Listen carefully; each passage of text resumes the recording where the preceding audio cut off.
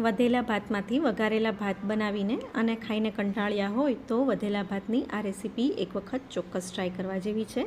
બપોરના વધેલા ભાત પણ વપરાઈ જશે અને બધાને ભાવશે પણ ખરા તેવી આ leftover rice tikki chaat બનાવવા માટે મેં અહીંયા બપોરના વધેલા ભાત લીધા છે. ભાતને એકદમ બરાબર મેશ કરીને હવે તેમાં એડ કરવાના છે બતાવેલા વેજીટેબલ્સ, મસાલા અને 2 થી 2.5 ચમચી જેટલો ચણાનો લોટ. ચણાનો લોટ અહીંયા બાઇન્ડિંગ પૂરતો જ લેવાનો છે. જે પ્રમાણે ભાત હોય તે પ્રમાણે ચણાનો લોટ નાખીને એકદમ બરાબર મિક્સ કરી લઈએ.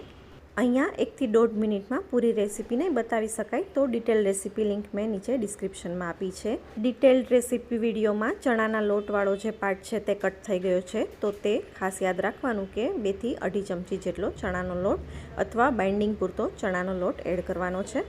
મિક્સ થઈ જાય એટલે ફટાફટ ટિક્કી તૈયાર કરી લઈએ. ટિક્કી વાળવી હોય ત્યારે જ વેજીટેબલ્સ એડ કરવાના એટલે રાઈસ ટિક્કી છે તે ઉપરથી એકદમ ક્રિસ્પી થાય. હવે એકદમ થોડું તેલ મૂકીને ટિક્કીને સેલો ફ્રાય કરી લેવાની છે.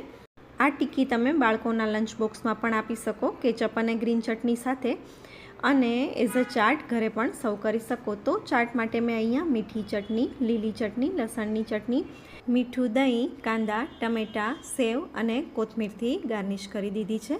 કોઈને કહેશો નહીં ત્યાં સુધી ખબર પણ નહીં પડે કે આ ચાટ વધેલા ભાતમાંથી બનાવેલી છે. તો એક વખત ચોક્કસ ટ્રાય કરી અને મને કમેન્ટમાં જણાવજો કે ઘરમાં બધાને ભાવી કે નહીં.